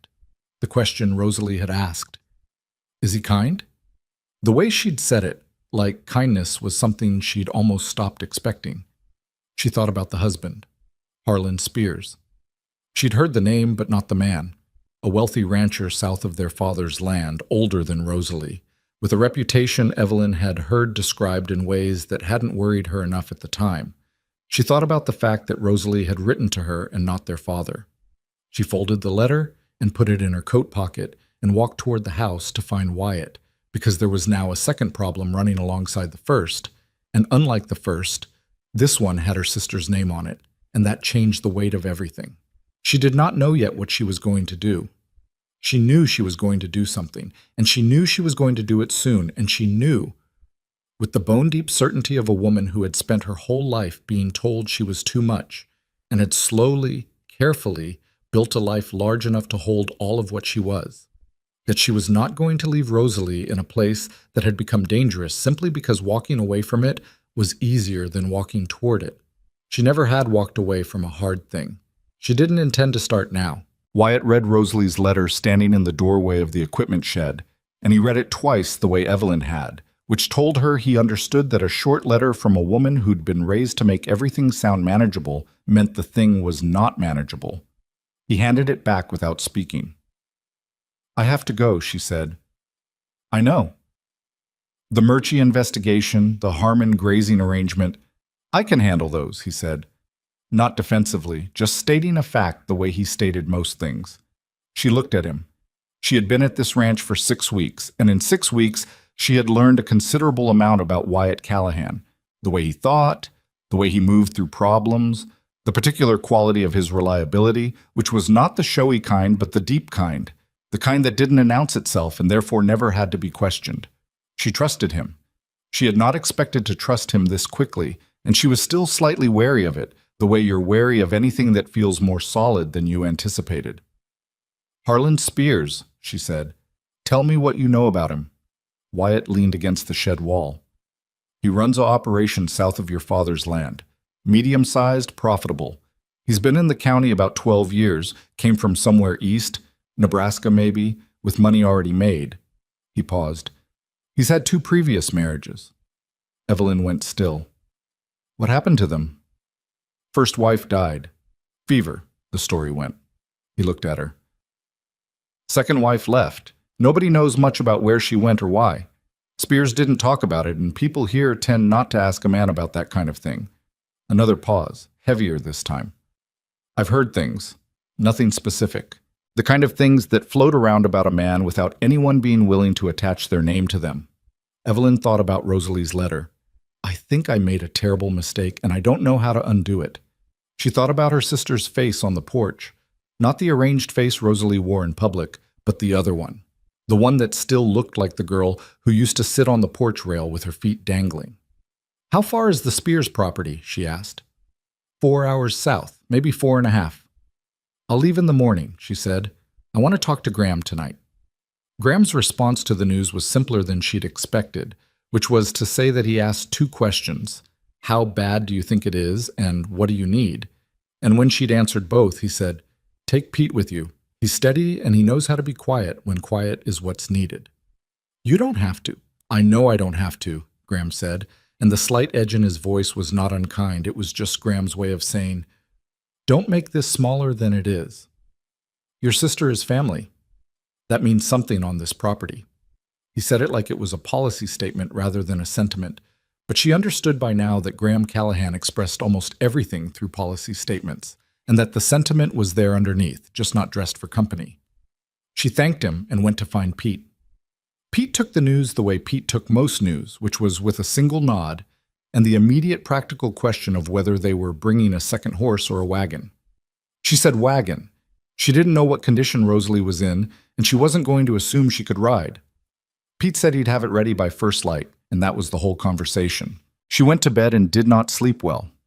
She lay in the dark and thought about Rosalie at 22 being married to a man 12 years older with a previous wife who'd disappeared, and a reputation that existed only in the vague, uncomfortable zone of things people said without saying. She thought about how Rosalie had been raised, to be chosen, to be looked at, to believe that being chosen was the same thing as being safe. Their father had taught her that. Hadn't meant to, probably. But he had. She thought about herself at 14, being pushed into barns and kitchens and field work, and how she had hated it then, and how she understood now that what she'd been given, disguised as rejection, was a kind of accidental armor. She knew how to fix things. She knew how to read a situation before it went wrong. She knew how to stand in a room where nobody wanted her and do the work anyway. Rosalie had never been given any of that. Rosalie had been given a different kind of cage and told it was a gift. She got up before Pete had the wagon ready, and she wrote a letter to her father. Not a long one, because she and her father did not have the kind of relationship that warranted long letters, and because what she needed to say was simple. She told him Rosalie had written to her. She told him she was going. She told him that if he had known things about Harlan Spears before the marriage and had said nothing, she would need to know that, and she would find out regardless. So it was better that he tell her himself. She sealed it and gave it to the morning postal rider who came through at 6. She didn't know if her father would answer honestly. She suspected not.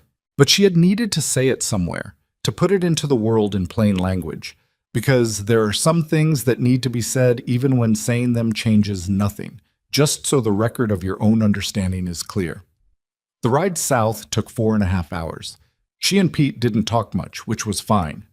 Pete was the kind of man whose company was comfortable in silence, and she used the time to think through what she was walking into and what she could and couldn't do. The Spears property came into view around midday, a substantial operation, well fenced, with a large house set back from the road behind a line of cottonwood trees that had been planted to create the impression of a place that had existed for a long time. It was the kind of property that had been arranged to look like certain things. She noted that. She pulled the wagon up to the front of the house and climbed down. Pete stayed with the horses, which they'd agreed on. 2 people arriving looked like a social call, which was what she wanted it to look like until it didn't need to anymore. She knocked.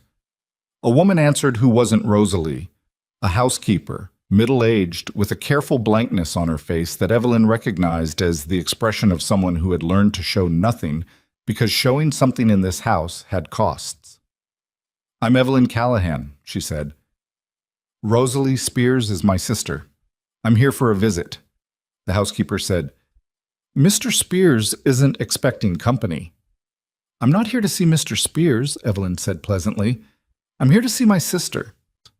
A voice from inside, male, with the kind of smoothness that comes from long practice rather than natural ease. "Who is it, Ellen?" The housekeeper looked at Evelyn with something in her eyes that wasn't warning exactly, but was adjacent to it. Then she stepped back. Harlan Spears was a tall man, well-dressed for a weekday at home in a way that suggested he spent a lot of time thinking about how he appeared. He was somewhere in his mid-40s, with a face that had been handsome once and had since thickened into something less distinct. He smiled when he saw her, and it was a practiced smile, the kind that didn't touch anything behind the eyes. "Mrs. Callahan," he said. "What a surprise. Rosalie didn't mention she was expecting her sister." "I didn't give her much notice," Evelyn said. "Is she home?" "She's resting." He moved in a way that occupied the doorway without being obviously blocking. "She hasn't been well." "Then I'll look in on her." Another smile, thinner this time. "She really shouldn't be disturbed."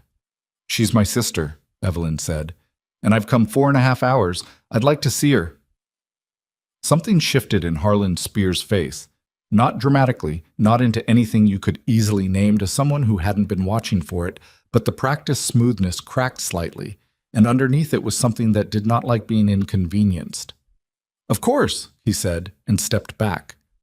She found Rosalie in a room on the 2nd floor, the kind of room that was comfortable in the way that well-furnished cages are comfortable. Rosalie was sitting by the window, and she stood when Evelyn came in, and Evelyn had one moment to take in the full picture before her face did whatever it did, and she controlled it and kept it controlled. Her sister had always been beautiful, that hadn't changed, but beauty has a quality when it's healthy, a kind of settledness in the skin, an ease in the way a person inhabits themselves. And that was gone. Rosalie looked like someone who had been carefully arranging herself for so long that she'd forgotten there was something underneath the arrangement. She was wearing a high collar on a warm day. Evelyn crossed the room and hugged her sister, and Rosalie held on for a moment too long in a way that confirmed everything she needed to know about the situation. You came, Rosalie said. You wrote, Evelyn said. They sat by the window together, and Evelyn asked direct questions, and Rosalie answered them in that oblique way she had when she was afraid someone was listening, giving information sideways through implications and pauses, the verbal equivalent of pointing at something without looking at it. But Evelyn had grown up with Rosalie, and she knew how to read her, and the picture that assembled itself was clear enough. Spears controlled the money completely. He controlled her movements, where she went, who she saw, when she left the property. He had not been physically violent in ways that left marks that couldn't be covered, but he had been violent in the categories that don't leave marks, the kind that are harder to name in a county sheriff's office, but that are just as real. And Rosalie had no money of her own, no documents in her own name, no access to the accounts she'd brought into the marriage from their father's modest settlement. I didn't know how to tell you, Rosalie said. Her hands were folded in her lap, very still. I was embarrassed, and I kept thinking if I just managed better, if I just understood what he needed.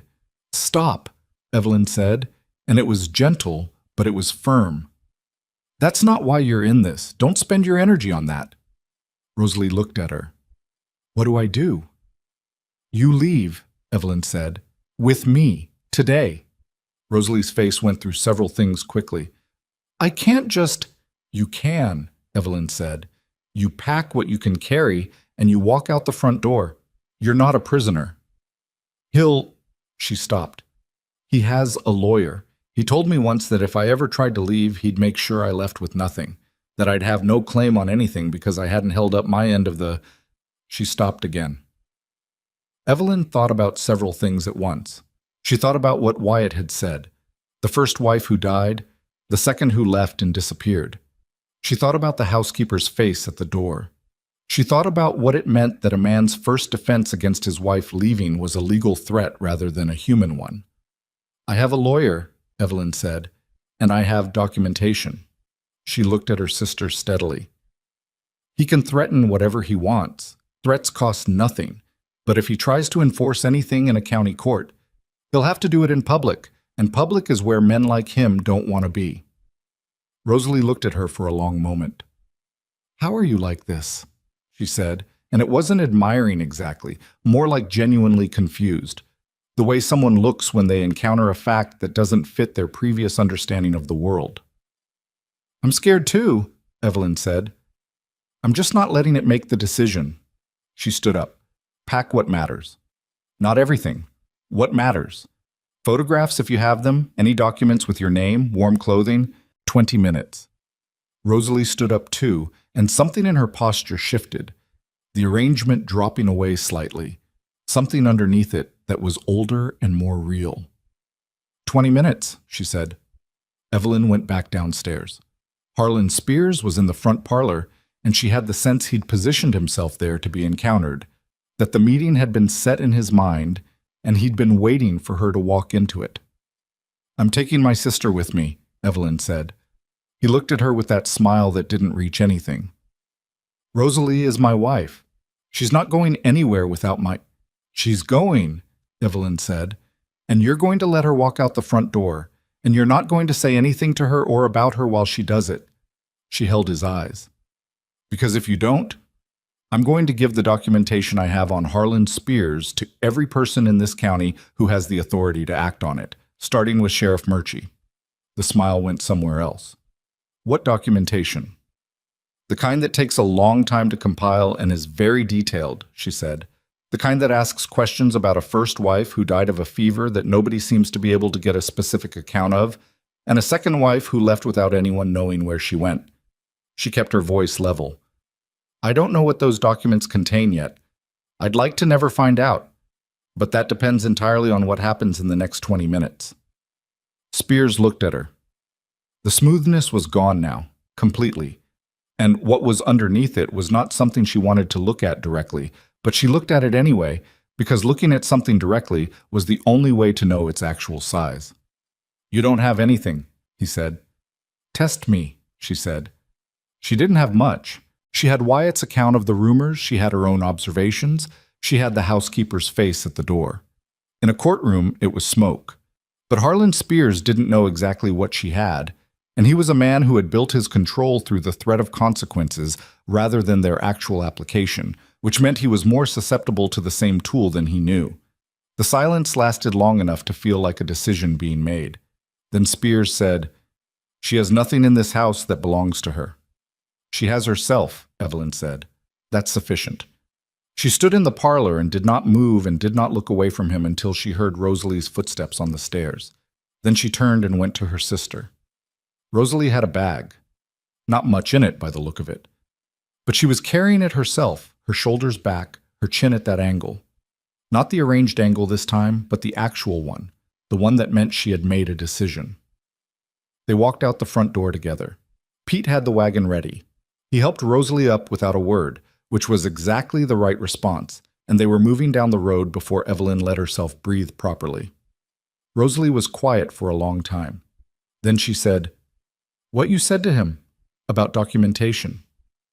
"Yes." "Did you have it?" Evelyn was quiet for a moment. "I had enough to make the question real," she said. "That's usually what matters." Rosalie looked at her hands in her lap. "What do I do now?" "Now you come back to the Callahan Ranch," Evelyn said. "You stay as long as you need. We'll find a lawyer in the county seat and figure out what you're entitled to from that marriage, which is probably more than he told you." She paused. "And then, when you're ready, you figure out what you actually want. Not what someone chose for you. What you want." Rosalie looked at the Montana landscape rolling past. The wide sky, the long grass, the particular quality of light in that country that made everything feel both enormous and possible. "I don't know what that is," she said quietly. "I know," Evelyn said. "That's all right. It takes time to know it when nobody ever asked you before." They got back to the Callahan Ranch as the sun was going low, throwing long shadows across the yard. May was at the door before they'd stopped the wagon, which meant either she'd been watching or she had the particular instinct of a woman who always knew when something important was coming home. She looked at Rosalie without making it into something. Just looked, took in what needed taking in, and said, "There's supper and a room ready. Come in out of the cold." Rosalie looked at Evelyn. "Go," Evelyn said. "May will sort you out." She watched her sister follow May into the house, and she stood in the yard in the cold for a moment with her hands in her coat pockets, feeling the particular exhaustion of a day that had required sustained alertness in a way that regular work didn't. Then Wyatt was beside her. She hadn't heard him come. And he stood there with her without speaking, looking at the house. "She all right?" he said. "She will be," Evelyn said. "She's tougher than she knows. She just doesn't know it yet." "Spears?" He let her go. She paused. "I may have implied I had more documentation than I did." Wyatt was quiet for a moment. "How much more?" "Considerably more," she said. He made a sound that might have been a laugh in different circumstances. "All right, I'll reach out to the county seat tomorrow about a lawyer." "Thank you," she said. They stood there a little longer in the cold. The yard was settling into evening, the hands coming in from the pastures, the barn going warm with the sounds of horses being stabled and fed. Wyatt's hand found hers, which was not something they did often. They were not people who made easy gestures of that kind, and she let it stay. "Murchie sent word today," he said. She looked at him. "The fire investigator confirmed arson, 3 origin points, accelerant traces consistent with what you described." He paused. "Thomas Feen has been suspended pending the auditor's review. And Murchie got a warrant for Aldis's records in Mill Haven." She absorbed that. "How long until they can move on Aldis directly?" Murchie said weeks, maybe more. "The circuit process is slow." "But it's moving. It's moving," he said. She nodded. She had known it would be slow, and she'd told herself that repeatedly, told Murchie that she didn't need it fast. She needed it right. But knowing something and sitting with the actuality of it were different weights, and she was tired enough tonight that the weight was noticeable. "Come inside," Wyatt said. The next several weeks moved differently than the weeks before them. Less crisis, more grinding forward motion, the kind of time that doesn't make for sharp memories but that actually constitutes most of how a life gets built. Evelyn moved through it the way she moved through most things. One problem at a time, in order of urgency, without expecting it to be clean. The Harmon grazing arrangement was formalized in writing, and Evelyn rode over to deliver Graham's signed copy herself, which was not strictly necessary, but which she understood was the right thing, because some things needed to be handed between people personally rather than sent through messengers. Harmon shook her hand at his door and Ruth. Harmon appeared behind him with coffee, and they sat at the same kitchen table where the easement had been worked out and talked about grass recovery rates and whether there was any possibility of coordinating on the Northern Survey dispute. And by the time she left an hour later, something had shifted in the relationship between those two properties that had not been there before. The county auditor's review of Thomas Feen turned up more than the initial documentation had suggested. It turned up a pattern going back further than anyone had looked, involving not just the Callahan property and the Briggs operation, but 6 other ranches in the county over 5 years, assessments manipulated, valuations suppressed, filings delayed or misdirected. Some of those ranches had already sold. 2 of them, it emerged, had sold directly to Aldis's shell operation. When that information made it to the Circuit Land Office, the warrant process for Aldis moved faster. Evelyn wasn't there when they served it. She was on the North Range with Caleb, checking the progress of the grass recovery in the sections they'd taken off grazing rotation. She heard about it from Pete when she came back in, and she sat with the news for a moment in the quiet of the equipment shed. She thought about the burned barn floor and the 3 origin points. She thought about Clara Weiss saying he smiled like a man who already knew the price. She thought about the 2 ranches that had already sold, the families that had already scattered, the losses that couldn't be undone by a warrant. There was no clean ending to something like this. That was what people didn't understand about justice. It wasn't the same as repair. It stopped the damage going further. It named the thing that had been done, but it didn't put back what had already been taken. And the sobriety of that was something she sat with honestly. She was glad it had moved. She was under no illusion that it had fixed everything. Rosalie's situation unwound slowly, the way those situations do. The lawyer in the county seat, a woman named Alderman, practical and precise, with the calm energy of someone who had done this work many times and knew how to do it without drama, determined that Rosalie had a legitimate claim to a portion of the joint property acquired during the marriage, and that the settlement Spears had brought from his previous assets was separate and not at issue. It took 3 months and 2 letters from Alderman that Evelyn understood to be significantly more pointed than their polished language suggested. But in the end, Spears agreed to a settlement rather than face a public proceeding. Evelyn never knew exactly why he settled. She had her theories.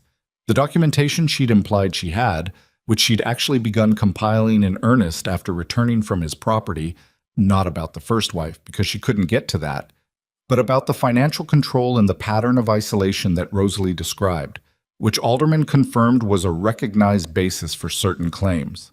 And possibly because the name Aldis was in the county news by that point, and men who had something to hide tended to want less public scrutiny, not more, during periods when the county was paying attention. Whatever the reason, Rosalie received a settlement that was modest but real, enough to be a start. She stayed at the Callahan Ranch through it all. She and May reached a wary understanding somewhere around the 3rd week. May was not a woman who warmed quickly or easily, but she respected usefulness, and Rosalie, who had been trained to be an ornament, turned out to have capabilities that no one had bothered to look for underneath the ornament. She had a sharp memory and a talent for organization, and by the 2nd month she was helping May manage the household accounts with a precision that surprised both of them. "I didn't know I could do this," Rosalie said one evening, looking up from the ledger with a slightly stunned expression. "Nobody asked if you could," Evelyn said. "That's—" Rosalie stopped, looked at the ledger again. "That's a waste." "Yes," Evelyn said. It was. One afternoon in early spring, Evelyn found Graham at the north fence line. He was walking it alone the way she'd learned he did sometimes. Not checking it exactly, just walking it, the way a man walks his own land when he needs to remember what it is he's been working for. She fell in beside him without announcing herself, and he didn't say anything, just kept walking, and they went 100 yards in silence before he said, "The North Range is coming back." "Another month and we can start rotation," she said. He nodded. You were right about the 500 head. Would have stripped it. You were right that the operation could grow, she said. Just not on that timeline. He glanced at her. That slight thing happened at the corner of his mouth. You're being diplomatic. I'm being accurate, she said. There's a difference. They walked a while longer. The grass was coming up thin but real, the pale green of something recovering, which was different from the pale green of something that had always been thin. You learned to see the difference. My son is happy, Graham said. She didn't say anything. He wasn't before, Graham said. He was doing what needed doing, running the operation, managing things. But there's a person somewhere inside my son that I haven't seen in a long time, and in the last few months I've seen them again. He was looking at the fence line, not at her. I don't say this kind of thing easily. I know, she said. I know you know. A pause. I'm saying it anyway. She thought about what she wanted to say back. She thought about the morning she'd walked onto this property with 2 bags and a list of problems she'd researched, and the way Graham had stood on that frost-hard ground and told a room full of ranch hands that Wyatt had made a mistake. She thought about everything between that morning and this one. I wasn't looking to prove anything to you, she said finally. I was looking to do the work. The proving was just what happened while I was doing it. He was quiet. Then, is that what you tell people, if someone asked? I tell people that the work is the point, she said. The recognition is, it's nice.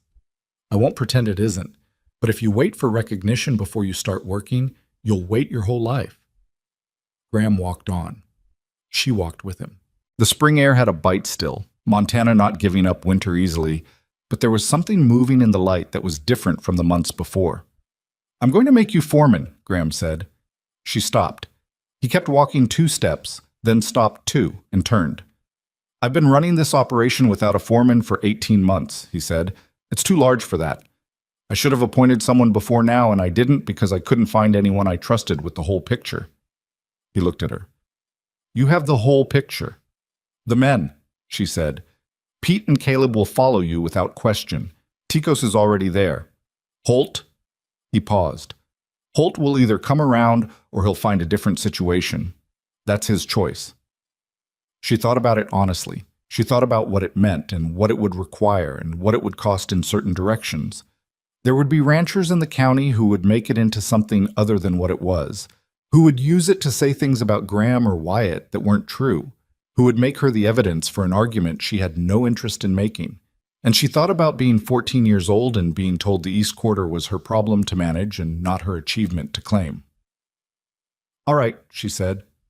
They shook on it, right there on the north fence line, the way she and Wyatt had shaken hands the first day. And something completed itself in that handshake that she couldn't have named precisely, but that felt like the closing of a circle that had started somewhere she could barely remember. The wedding was in June. Evelyn had not thought much about it as an event. They were already married in the legal sense, the practical sense, the daily sense that actually mattered. But May had thought about it, and Rosalie had thought about it, and even Graham had apparently thought about it in his particular way, because one afternoon he told her he'd had the south pasture cleared and he'd built a proper table for the occasion, and that Harmon and his wife were coming, and Briggs and his daughter and Clara Weiss, who had said she wasn't going to come and then said she supposed she would. It was not an elaborate event. Evelyn wore a dress May had helped her alter, which fit her the way she actually was and not the way she was supposed to be, and she carried nothing in her hands because she'd never known what to do with flowers. Wyatt wore his good coat and his expression from the first day she'd met him, that particular look of a man who had already thought through what he was doing and was not second-guessing it. They stood in the south pasture with the mountains behind them and the people around them in the early summer light doing what Montana light does in June, which is to make everything look like it's been there forever and will be there long after you're gone. There were no grand speeches. Graham said something brief that was more operational than ceremonial, about the ranch and its continuation and the importance of doing things properly, which was his version of saying something about love and family and hope, and everyone who knew him heard it that way. Rosalie stood beside Evelyn and didn't cry, because the Hartwell women were not made for crying. but she held Evelyn's hand for a moment before the vows and didn't let go until she had to. At the supper afterward, Caleb made a toast that was longer than it needed to be and funnier than anyone expected, and Pete sat at the end of the table and ate steadily and said nothing and smiled once, which was Pete's version of a celebration and therefore exactly right. Holt had come around in the end. Not dramatically, not with any acknowledgement of the months before. He just started showing up for work and doing what Evelyn asked without the resistance. And she didn't make it into anything because making it into something would have been unkind in a way she wasn't interested in being. He was a proud man doing his best to readjust, and she respected that even when it had been inconvenient. Ruth Harmon told Evelyn at the supper table that Teague had said more complimentary things about the Callahan operation in the past 3 months than in the previous 10 years combined, which Ruth delivered as a fact rather than a compliment, which made it more meaningful. Clara Weiss ate her supper and watched everything with those steady, assessing eyes, and when Evelyn sat beside her for a moment, said, "You're going to be talked about in this county for a long time." "I'd rather just be useful," Evelyn said. "You will be," Clara said. "That's why they'll talk about you." The Aldous investigation concluded that fall. He was charged on multiple counts related to the shell companies, the manipulated assessments, and his coordination with Feen.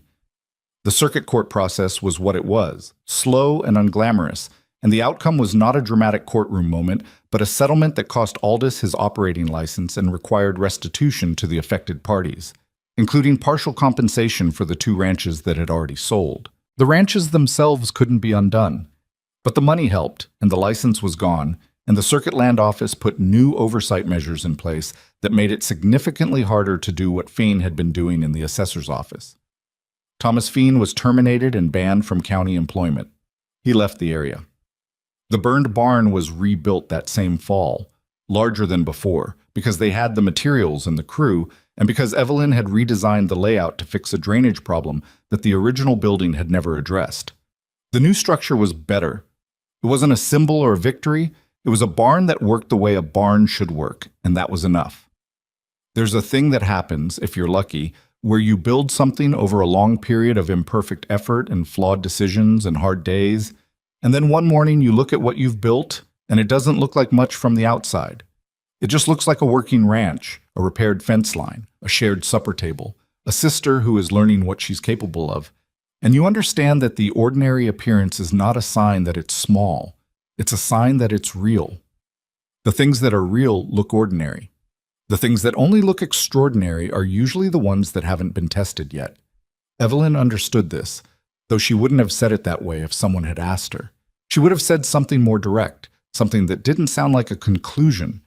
She would have said, "I just did the work that was in front of me," which is the truth, but not all of it. The other part of it, the part she thought about in the early mornings when she was up before everyone else and walking the fence lines the way she'd been walking fence lines since she was a child, reading the land and finding the places that needed attention, was that she had come to understand something that nobody in her first life had ever told her, probably because they didn't know it themselves. You don't earn belonging by being what the place expects. You earn it by showing up anyway, doing what needs doing, and staying when it's hard. The belonging follows if the place is worth belonging to. And if it doesn't follow, then you've learned something equally important about the place. The Callahan Ranch was worth belonging to, not because it was perfect. It was far from perfect, and she had the notes and the ledgers and the memories of a dozen hard weeks to prove it. But because the people in it, when you pushed on them, had the capacity to change. And that capacity was rarer than money or land or any of the things she'd thought mattered more when she was 30 years old and packing 2 bags in the dark. One morning in October, very early, she was at the east fence line, the same fence she'd been working on the morning Wyatt arrived at the Hartwell property, which she thought about sometimes, the symmetry of it, when she heard a horse behind her. She turned. Graham was there, which was unusual. He rode fence alone on Sundays, not on Tuesdays in October. He dismounted and stood beside her and looked out at the range in the early light. "You're always out here first," he said. "Habit," she said. He looked at the fence line, at the pasture, at the mountains beyond it. His face and profile was the face of a man who had done a long time of difficult work and was still doing it and intended to keep doing it, which she had come to understand was its own kind of peace, not restful exactly, but grounded. "My wife used to say," he started, and stopped. She waited. "She used to say that you could tell the measure of a person by what they fixed and what they left broken." He was quiet. "She was right about most things." Evelyn looked at the fence. "I try to fix what's in front of me," she said. "I know," Graham said. "That's what I mean." They stood there together in the October cold, the ranch waking up behind them, the land doing what Montana land does in that light, opening into something that felt larger than any single life, but that could, if you paid attention, feel like yours. She did not feel that she had won something. She did not feel vindicated or triumphant or any of the clean emotions that stories tend to promise at their endings. She felt present. She felt the cold in her hands and the frost in the grass and the particular weight of belonging to a place that had required something real from her before it gave anything back. That was enough, more than enough. The fence line was solid. The grass was coming in. The work would start again tomorrow and the day after that, and the day after that. She was already looking forward to it. Evelyn had not thought much about it as an event. They were already married in the legal sense, the practical sense, the daily sense that actually mattered. But May had thought about it, and Rosalie had thought about it, and even Graham had apparently thought about it in his particular way, because one afternoon he told her he'd had the south pasture cleared and he'd built a proper table for the occasion, and that Harmon and his wife were coming, and Briggs and his daughter, and Clara Weiss, who had said she wasn't going to come, and then said she supposed she would. It was not an elaborate event. Evelyn wore a dress May had helped her alter, which fit her the way she actually was, and not the way she was supposed to be. And she carried nothing in her hands because she'd never known what to do with flowers. Wyatt wore his good coat and his expression from the first day she'd met him, that particular look of a man who had already thought through what he was doing and was not second-guessing it. They stood in the south pasture with the mountains behind them and the people around them and the early summer light doing what Montana light does in June, which is to make everything look like it's been there forever and will be there long after you're gone. There were no grand speeches. Graham said something brief that was more operational than ceremonial about the ranch and its continuation and the importance of doing things properly, which was his version of saying something about love and family and hope, and everyone who knew him heard it that way. Rosalie stood beside Evelyn and didn't cry, because the Hartwell women were not made for crying, but she held Evelyn's hand for a moment before the vows and didn't let go until she had to. At the supper afterward, Caleb made a toast that was longer than it needed to be and funnier than anyone expected, and Pete sat at the end of the table and ate steadily and said nothing and smiled once, which was Pete's version of a celebration and therefore exactly right. Holt had come around, in the end. Not dramatically, not with any acknowledgement of the months before. He just started showing up for work and doing what Evelyn asked without the resistance. And she didn't make it into anything because making it into something would have been unkind in a way she wasn't interested in being. He was a proud man doing his best to readjust, and she respected that even when it had been inconvenient. Ruth Harmon told Evelyn at the supper table that Teague had said more complimentary things about the Callahan operation in the past 3 months than in the previous 10 years combined, which Ruth delivered as a fact rather than a compliment, which made it more meaningful. Clara Weiss ate her supper and watched everything with those steady assessing eyes, and when Evelyn sat beside her for a moment, said, "You're going to be talked about in this county for a long time." "I'd rather just be useful," Evelyn said. "You will be," Clara said. "That's why they'll talk about you." The Aldous investigation concluded that fall. He was charged on multiple counts related to the shell companies, the manipulated assessments, and his coordination with Feen. The circuit court process was what it was, slow and unglamorous, and the outcome was not a dramatic courtroom moment, but a settlement that cost Aldous his operating license and required restitution to the affected parties, including partial compensation for the 2 ranches that had already sold. The ranches themselves couldn't be undone, but the money helped, and the license was gone, and the Circuit Land Office put new oversight measures in place that made it significantly harder to do what Feen had been doing in the assessor's office. Thomas Feen was terminated and banned from county employment. He left the area. The burned barn was rebuilt that same fall, larger than before. Because they had the materials and the crew, and because Evelyn had redesigned the layout to fix a drainage problem that the original building had never addressed. The new structure was better. It wasn't a symbol or a victory.